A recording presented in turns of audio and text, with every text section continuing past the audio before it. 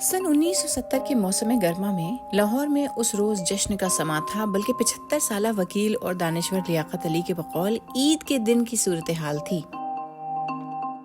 لیاقت علی نے be B C Urdu کو بتایا کہ تب لاہور کے لوگ، جو زیادہ تر اندرون شہر کے باسی تھے، اسی طرح بادشاہی مسجد کی جانب رواں تھے جیسے ہر عید پر نماز کی ادائیگی کے لیے جایا کرتے تھے، مگر اس روز عید نہیں تھی۔ ان ہزاروں لوگوں کے مسجد جانے کی وجہ ایک ایسی خاتون کے وہاں آنے کی خبر تھی جن کا دعویٰ تھا کہ وہ ایک ایسے معجزاتی بچے کی ماں بننے والی ہیں جو ان کے رحم میں اذان دیتا ہے اور قرآن کی تلاوت کرتا ہے۔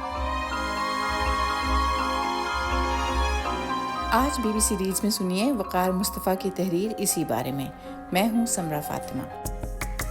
آپ سن رہے ہیں بی بی سی ریڈز۔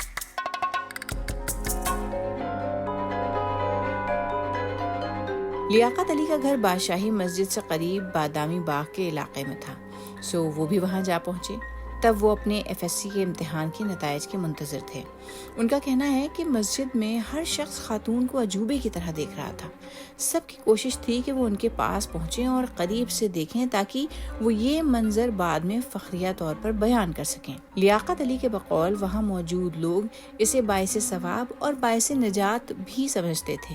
ہمارا نسبتاً لڑکپن تھا، سو دھکم پیل میں ہم بھی ان کے پاس پہنچنے میں کامیاب ہو گئے تھے۔ وہاں علماء کرام بھی تھے، سب بڑے خوش تھے اور تاثر دے رہے تھے کہ گویا خاتون کا دعویٰ درست ہے۔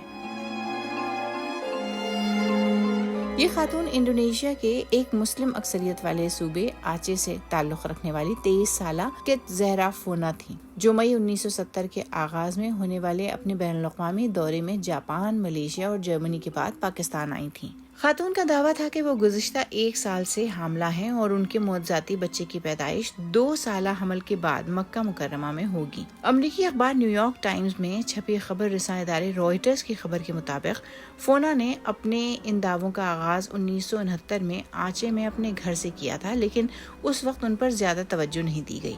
فونا زہرا اور ان کے شوہر شریف الدین، جو ایک تاجر تھے، انڈونیشیا کے دارالحکومت جکارتا کے مضافاتی علاقے میں ایک چھوٹے سے کرائے کے مکان میں منتقل ہو گئے۔ اس دور کے اخبارات سے علم ہوتا ہے کہ ہر روز لوگ ان کے گھر کے باہر لمبی قطاریں بنائے جھلسا دینے والی دھوپ میں صرف ایک امید کے ساتھ گھنٹوں انتظار کرتے تھے کہ شاید انہیں بھی زہرا کے پیٹ پر کان رکھ کر اس آواز کو سننے کا موقع مل جائے جسے خاتون اور ان کے شوہر معجزاتی بچے کی آواز قرار دے رہے ہیں۔ ایک انڈونیشیائی صحافی نے تو قرآن مجید کی آیات کی ایسی ریکارڈنگ بھی تیار کی جس سے بظاہر محسوس ہوتا تھا کہ آواز خاتون کے جسم کے اندر سے آ رہی ہے۔ مورخ انہار گونگونگ نے ایک اخبار دی تک نیوز کو بتایا کہ اس زمانے میں مجلس علماء انڈونیشیا کے بانی بویا ہمکا کا کہنا تھا کہ اگر خدا چاہے تو ہر چیز ممکن ہے، اور زہرا کے بدن میں موجود بچے کا معاملہ بھی اسی نوعیت کا ہو سکتا ہے۔ تاہم ساتھ ہی شک کا اظہار بھی کیا کہ رحم مادر میں موجود کوئی بچہ قرآن کی تلاوت کیسے کر سکتا ہے۔ اس خبر کے پھیلنے سے انڈونیشیا کے نائب صدر اور وزیر خارجہ آدم ملک اور پھر صدر سوہارتو جیسے اعلیٰ حکام بھی اس پر یقین کرنے لگے۔ زہرا 3 بار انڈونیشیا کے صدارتی محل گئیں۔ صدارتی محل کے ایک ترجمان نے دعویٰ کیا کہ جنرل سوہارتو نے خود اس بچے کو اپنی ماں کے بدن میں دعا پڑھتے سنا۔ فونا کے پاس تصاویر کا ایک بڑا ذخیرہ موجود تھا جن میں اعلیٰ سرکاری شخصیات اور عوام کے ہجوم کے ساتھ ان کی تصاویر شامل تھیں۔ رائٹرز کے مطابق ان میں ایک تصویر ایسی بھی تھی جس میں وہ جنرل سوہارتو کی رہائش گاہ میں ایک قالین پر لیٹی ہوئی تھیں۔ ان کا پیٹ نمایاں تھا، گویا وہ کسی مقدس شے کی نمائش کر رہی ہوں، جبکہ سوہارتو کی اہلیہ ان پر ہاتھ رکھے ہوئے تھیں اور صدر سوہارتو ان کے پاس آلتی پالتی مار کر بیٹھے ہوئے تھے۔ دی تک نیوز کے مطابق حتیٰ کہ ملیشیا کے سابق وزیر اعظم تنکو عبد الرحمن بھی اس بات پر یقین رکھتے تھے کہ رحم مادر میں موجود یہ بچہ قرآن مجید کی تلاوت کر سکتا ہے۔ اس دعوے سے جکارتا کے محکمہ صحت کے سربراہ ڈاکٹر ہرمن سوسیلو نے اختلاف کیا۔ ڈاکٹر ہرمن نے واضح کیا کہ رحم مادر کے پانی میں موجود بچہ قرآن مجید کی تلاوت نہیں کر سکتا، کیونکہ وہ نہ اپنا منہ کھول سکتا ہے اور نہ ہی معمول کے مطابق سانس لے سکتا ہے، اس لیے اس کے لیے آواز پیدا کرنا ممکن ہی نہیں ہے۔ اس اختلافی موقف کی وجہ سے ڈاکٹر ہرمن کو روپوش ہونا پڑا، کیونکہ اس دعوے پر اندھا یقین رکھنے والے لوگوں نے انہیں قتل کی دھمکیاں دینا شروع کر دیا تھا۔ इंडोनेशिया के वजीर खारजा आदम मलिक ने तो अपना कान जहरा फोना के पेट पर रखकर आवाज सुनने की कोशिश भी की। आदम मलिक ने कहा कि मैं मुअज्जज़ात पर यकीन रखता हूँ क्योंकि मैं खुदा पर ईमान रखता हूँ। आदम मलिक ही के ज़ाती तारुफी खत के साथ फोना और उनके शौहर ने जापान, मलेशिया, मगरबी जर्मनी और पाकिस्तान का सफ़र किया। उन्होंने खत में लिखा था कि वो अपने अभी पैदा न होने वाले बच्चे की ख्वाहिश पर दुनिया का सफ़र कर रही हैं। इस खत में गैर मुमालिक से दरख्वास्त की गई थी कि वो खातून की मेहमान नवाजी करें। फोना और उनके शौहर ने मई में 2 माह के गैर मुल्की दौरे का आगाज किया और वो जुलाई में वापस इंडोनेशिया लौटे।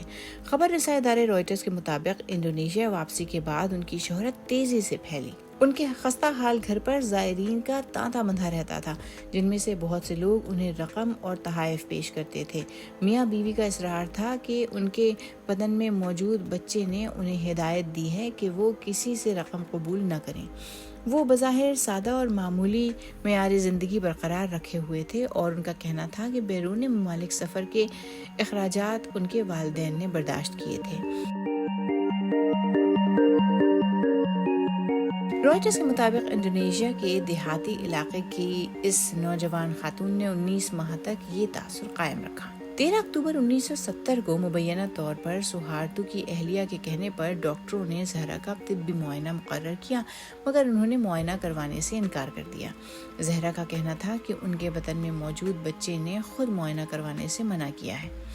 उनके रिश्तेदारों के मुताबिक बतन में मौजूद बच्चे ने उन्हें हुक्म दिया था कि वो पहले 40 मसाजिद में जाकर इबादत करें। बाद अज़ां होने वाले तिब्बी मुआयने से मालूम हुआ कि उनके रहम में कोई बच्चा था ही नहीं। खबर रसाई इदारे एसोसिएटेड प्रेस ने लिखा कि तिब्बी माहिरीन ने जकार्ता के मरकजी अस्पताल में जहरा का मुआयना किया और ये नतीजा अखज़ किया कि वो अपने पेट के अज़लात को गैर मामूली तौर पर फैलाकर हमल का ढोंग रचा रही थी। ताहम डॉक्टरों के ऐसे शवाहिद भी मिले जिनसे अंदाजा होता था कि जहरा ने चंद माह पहले किसी वक्त एक बच्चे को जन्म दिया था। इंडोनेशिया की कौमी लाइब्रेरी की एक पोस्ट से पता चलता है कि जब अवाम में शुकूक व शुबहात बढ़ने लगे तो जहरा फोना अपने एक भतीजे के साथ फर्जी नाम इस्तेमाल करते हुए इंडोनेशिया के दूसरे बड़े शहर सुरबाया से एक प्रवास के जरिए इंडोनेशिया के शहर बंजारमासन फरार हो गयी। बिलाखिर पुलिस, जिसकी क़यादत ब्रिगेडियर जनरल अब्दुल हमीद सवासूनू कर रहे थे, उन्होंने जहरा का सुराग बंजारमासन से तकरीबन 14 किलोमीटर दूर एक गांव में लगाया और फिर उन्हें तलाश कर लिया। पुलिस ने जहरा के लिबास में एक कैसेट प्लेयर बरामद किया। ये नन्हा सा टेप रिकॉर्डर, जिसका हुजम महज 13 बाय 7 बाय 2 सेंटीमीटर था, उनके पेट के मसनूई उभार के नीचे छुपा हुआ था।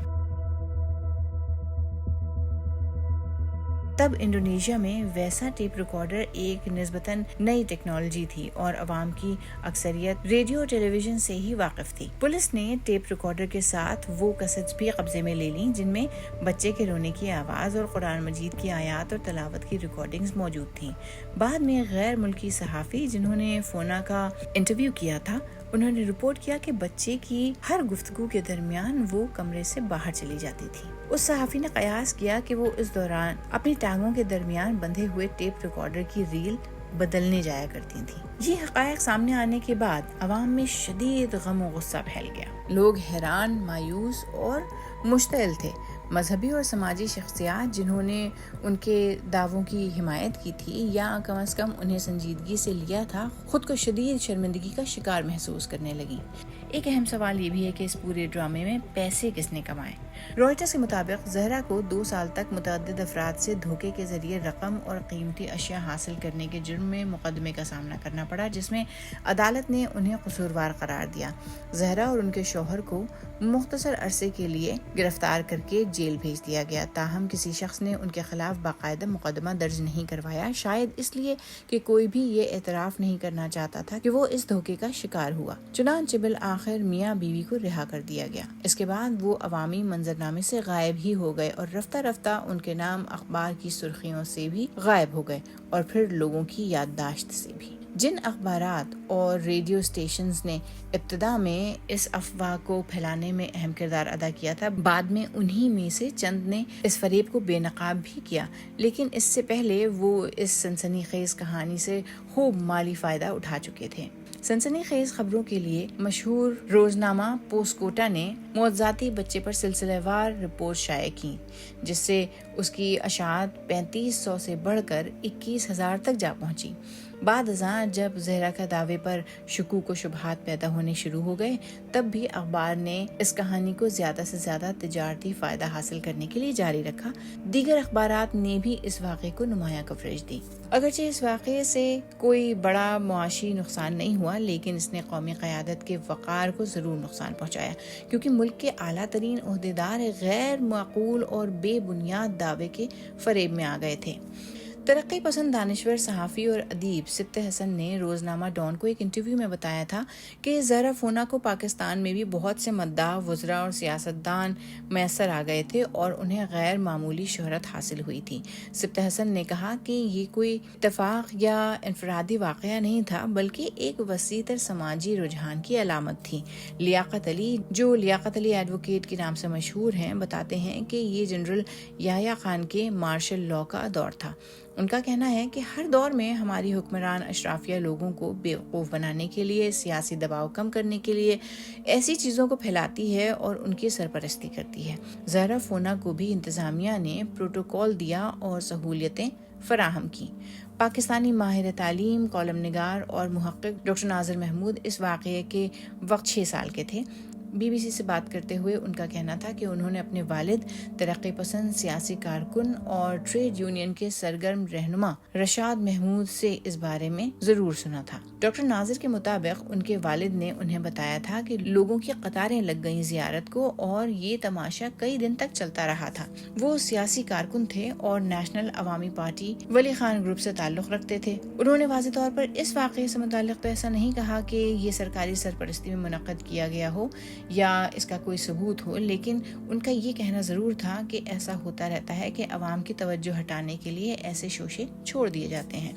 وہ بمبئی سے تھے اور ان کا کہنا تھا کہ وہاں بھی ایسے واقعات سامنے آتے رہتے تھے کہ کبھی کسی مورتی کی آنکھ سے آنسو ٹپکنے لگے یا کسی شیولنگ سے خون بہنا شروع ہو گیا وغیرہ۔ BBC ریڈز BBC ریڈز کے ذریعے ہماری یہی کوشش ہے کہ BBC اردو کی ویب سائٹ کی وہ سٹوریز جن میں آڈینس کی دلچسپی زیادہ نظر آتی ہے، انہیں اور بھی زیادہ لوگوں تک کیوں نہ پہنچایا جائے۔ تو ہم پڑھیں اور آپ سنیے، اور اپنے دوستوں اور ساتھیوں کو بھی سنائیے۔